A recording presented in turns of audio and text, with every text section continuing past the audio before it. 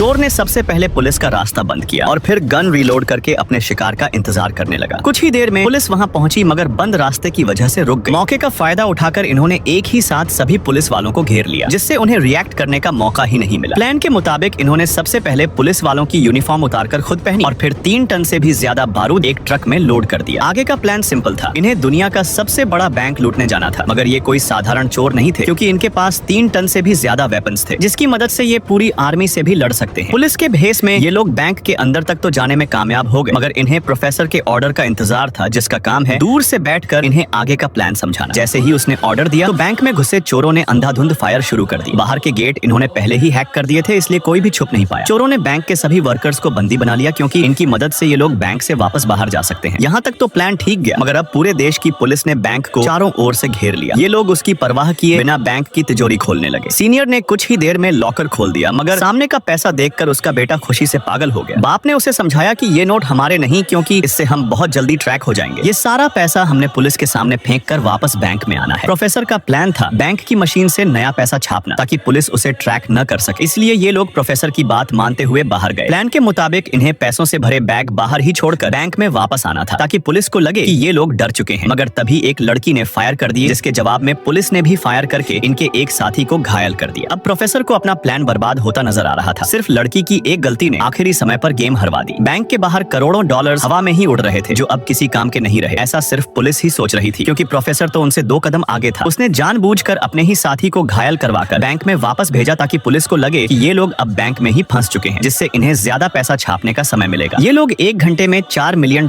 के नए नोट छाप रहे थे। पुलिस सोच भी नहीं सकती थी कि जितना पैसा इन्होंने बैंक के बाहर छोड़ा था वो तो आटे में नमक के बराबर था। ये लोग जितनी देर लगाते बाहर की सिक्योरिटी उतनी ही टाइट होती जा रही थी, मगर पुलिस वाले चाहकर भी अंदर नहीं जा सकते थे क्योंकि अंदर 50 से भी ज्यादा लोगों की जान को खतरा था।